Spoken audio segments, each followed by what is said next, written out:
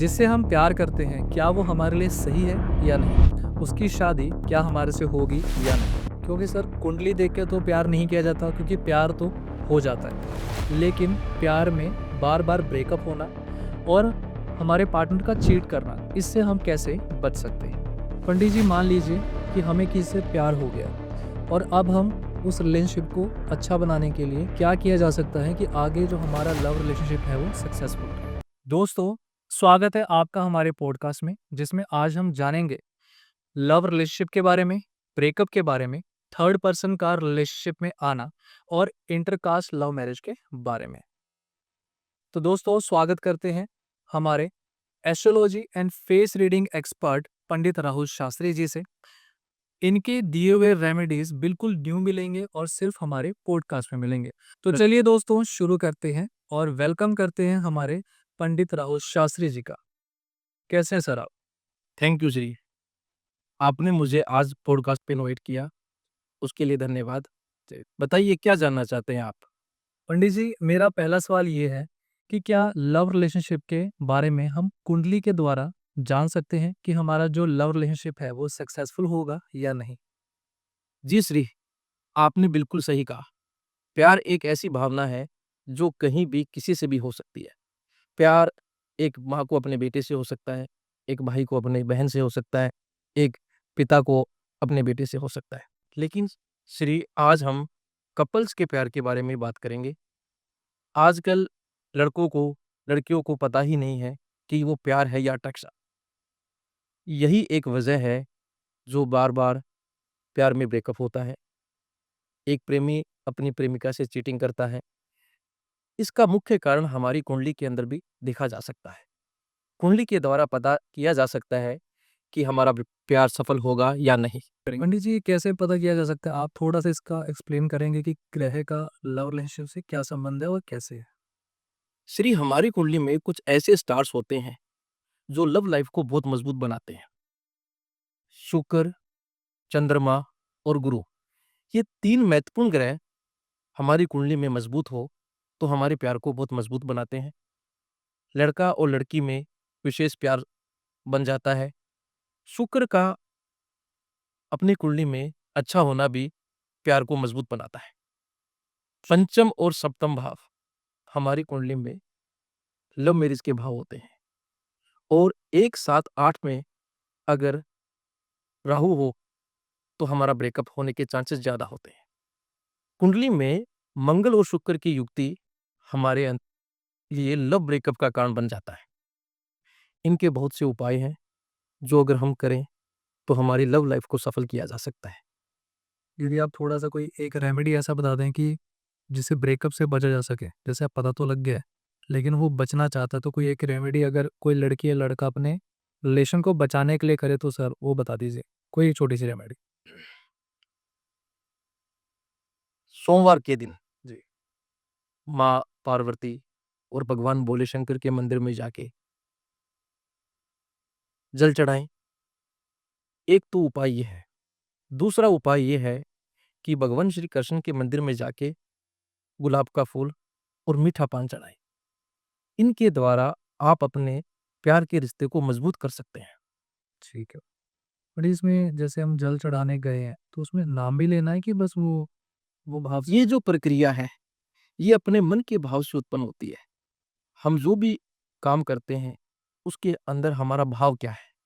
हमारे मन के अंदर उसके प्रति कितना प्यार है? हम उसको किस वजह से कर रहे हैं? ये बहुत मायने रखता है। ये जो उपाय है, ये आपने अपने प्यार को मन में पाने की भावना से करना है और भगवान शंकर को जल चढ़ाना है।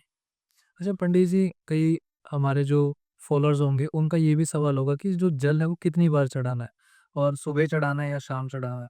देखो, ये उपाय आप 16 सोमवार कर सकते हो ठीक है। और ये उपाय सुबह के ही टाइम पे करना शुभ माना गया है। ठीक है, ठीक।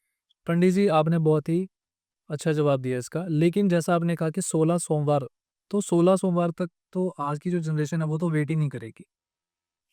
श्री, आपने ये क्वेश्चन किया है कि लोग 16 सोमवार तक उपाय नहीं कर पाते हैं। लोगों को जल्दी रिजल्ट चाहिए। ये चीज़ आप अपनी कुंडली से जान सकते हो, कुंडली के द्वारा बताया जा सकता है और इन उपायों को थोड़ा स्पीड से जल्दी भी किया जा सकता है। पंडित जी, आपने बहुत ही सरलता से इसका जवाब दिया और मैं सैटिस्फाई हूँ और मुझे उम्मीद है कि जो हमारे फॉलोअर्स हैं वो भी सैटिस्फाई होंगे। मेरा अगला सवाल जो है कि मान लीजिए पंडित जी कि प्यार हो गया, शादी भी हो गई, लेकिन अब थर्ड पर्सन की एंट्री हो गई है, यानी कि उसका लव अफेयर किसी से चल पड़ा है, पति का या पत्नी का।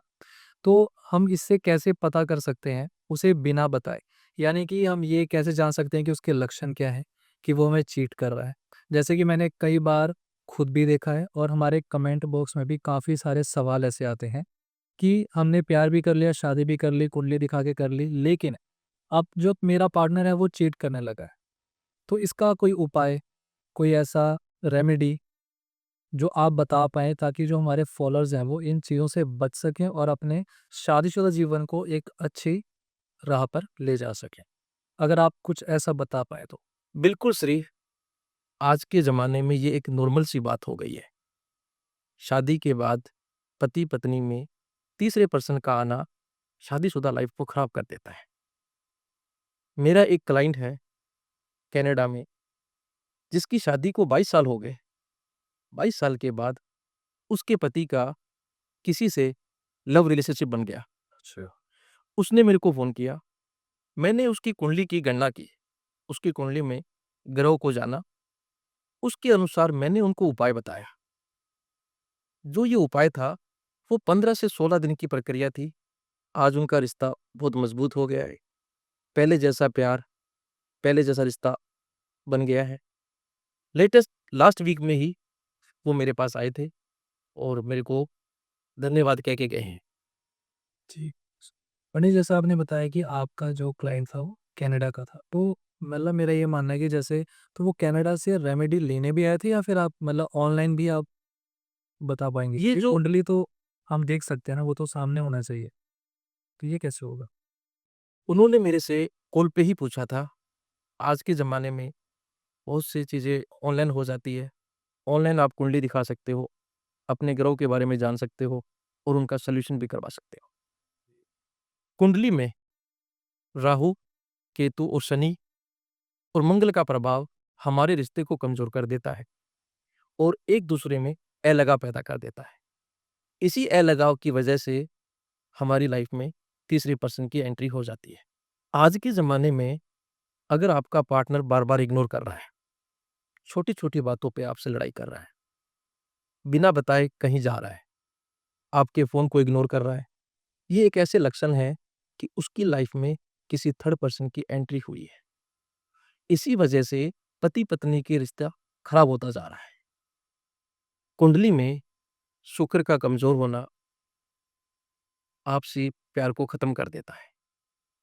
शुक्र ग्रह को मजबूत करके हम अपने प्यार को, लव लाइफ को सफल बना सकते हैं। पंडित जी इसका कोई उपाय बता दीजिए? श्री शुक्रवार के दिन पीपल के पत्ते पे आपने अपने प्रेमी या पति का नाम लिखना है और उसको पीपल के नीचे ही दबाना है। ये उपाय आपने तकरीबन 11 शुक्रवार करना होगा और इसमें आपको बहुत विशेष फ़ायदा होगा और पति-पत्नी का रिश्ता मजबूत हो जाएगा। पंडित जैसा आपने प्रेमी या पति का नाम बोला तो अगर बाय चांस कि जो चीट कर रही है वो लड़की है और पति को ये रेमेडी करनी है तो वो पति भी कर सकता है मतलब अपनी पत्नी ये का नाम उपाय लेके? दोनों के लिए ही है। अगर पति चीट कर रहा है तो पत्नी करे और पत्नी चीट कर रही है तो पति करे। ये उपाय करने से जो थर्ड पर्सन की आपकी लाइफ में एंट्री हुई है, वो धीरे-धीरे, धीरे-धीरे उसकी लाइफ से हमेशा के लिए निकल जाएगा। बहुत ही बढ़िया और बहुत ही शानदार जवाब दिया पंडित जी आपने और हमारी ऑडियंस को भी मुझे उम्मीद है कि सभी सवालों के जवाब उन्हें मिल गए होंगे। पंडित जी मेरा आखिरी सवाल आपसे ये है कि जैसा कि लोग लव मैरिज और इंटरकास्ट मैरिज जो सदियों से चला आ रहा है एक सवाल जो समाज में बहुत ही और लोगों को परेशान भी करता है। आजकल क्या है जो आजकल के बच्चे हैं वो चाहते हैं कि जो मेरी इंटरकास्ट मैरिज है, जो लव मैरिज है वो सक्सेसफुल रहे ताकि जो मैं अपने पेरेंट्स को भी ना छोड़ सकूं और जिस भी प्रेमी या प्रेमिका से मेरा रिलेशनशिप है मैं उसको भी ना छोड़ूं।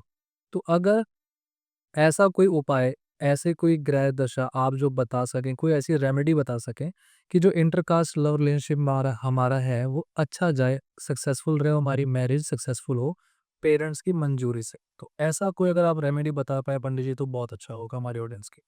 आज के ज़माने में बहुत से पेरेंट्स हैं जो अपने बच्चों की कुंडली लेके आते हैं। वो देखते हैं कि इनकी कुंडली में लव मैरिज का योग है या नहीं है, लव मैरिज है या अरेंज मैरिज है। बहुत से बच्चों को ये प्रॉब्लम आती है कि हमारी लव मैरिज के लिए हमारे पेरेंट्स मानेंगे या नहीं मानेंगे, और बहुत से माता-पिता को ये दिक्कत आती है कि हमारी बच्चे कहीं लव मैरिज के अंदर तो नहीं जा रहे। तो दोनों के लिए ही विशेष उपाय बने गए हैं। दोनों के लिए ही बहुत अच्छी-अच्छी रेमेडीज़ है, जिसको करके प्रेमी और प्रेमिका अपने माता-पिता को मना सकते हैं।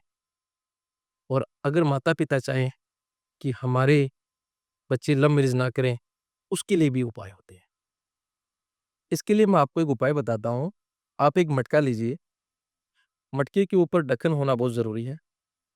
उसके अंदर आप एक पेपर पे अपने प्रेमी और प्रेमिका का नाम लिखिए, उसको लपेट दीजिए।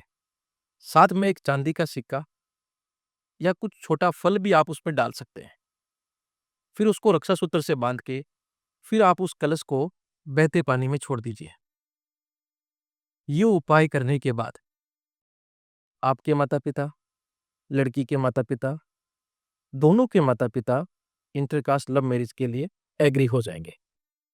पंडित जी, जैसे आपने बोला कि चांदी का सिक्का या कोई फल, तो मतलब इसमें लोग कैसे कंफ्यूज भी हो सकते हैं हमारी ऑडियंस कि एक ही चांदी का सिक्का रखना है या एक ही फल रखना है कि उसकी कोई गिनती भी है। देखो, ये उपाय अब आप अपनी सहूलत के अनुसार करो। अब कुछ लोग क्या होते हैं, चांदी को अफ़ोर्ड नहीं कर पाते, बिल्कुल, तो आप एक फल रख सकते हो। और जिनकी क्षमता होती है कि मैं चांदी बाय कर सकता हूँ, खरीद सकता हूँ, तो वो उस हिसाब से अपना उपाय कर सकते हैं। थैंक यू सो मच पंडित जी। आपने जिस तरीके से हमारी ऑडियंस के सभी सवालों के जवाब दिए, आई होप हमारे ऑडियंस को उनके सभी सवालों के जवाब मिल गए होंगे। आपके साथ बात करने का जो एक्सपीरियंस मेरा बहुत ही अच्छा रहा और मैं आशा करता हूँ कि जो हमारी ऑडियंस है उनको भी काफ़ी मज़ा आया होगा। जैसा कि पंडित जी आज हमने लव मैरिज, ब्रेकअप और इंटरकास्ट मैरिज के ऊपर जो भी आपने रेमेडीज़ बताई हैं, उनके जो जवाब दिए हैं, मैं आशा करता हूँ कि हमारी ऑडियंस को पसंद आया होगा, वो सैटिस्फाई होंगे। और जैसा कि आपके साथ का जो एक्सपीरियंस था, बहुत ही अच्छा रहा। हमारी ऑडियंस को अगर इनके किसी भी सवाल से कोई भी आंसर अगर आपका नहीं पहुँचा है या नहीं मिला है या आपके और भी कई सवाल हैं, तो दोस्तों आप कमेंट बॉक्स में अपने क्वेश्चंस डाल सकते हैं। और पंडित जी का नंबर मैं आखिरी में स्क्रीन पर भी डाल दूँगा, डिस्क्रिप्शन में डाल दूँगा, जिनसे आप इनसे डायरेक्ट कॉन्टैक्ट भी कर सकते हैं। तो थैंक यू पंडित जी, आपका यहाँ आने के लिए और हमसे वार्तालाप करने के लिए, जिसका जवाब आपने बहुत ही सहजता से दिया। थैंक यू श्री, जो आपने मेरे को इनवाइट किया। जो भी आपने क्वेश्चन किए हैं, वो आज के ज़माने के कॉमन क्वेश्चन हैं, और मैंने अपने हिसाब से आपको उनका आंसर दिया है। इन सभी चीज़ों का समाधान मैंने आपको आपके चैनल पे बता दिया है, और आपने जो मेरे को यहाँ पे इनवाइट किया है, उसके लिए मैं आपका धन्यवाद करता हूँ। तो दोस्तों, आशा करता हूँ कि आप सभी स्वस्थ होंगे। मिलते हैं नए पॉडकास्ट में।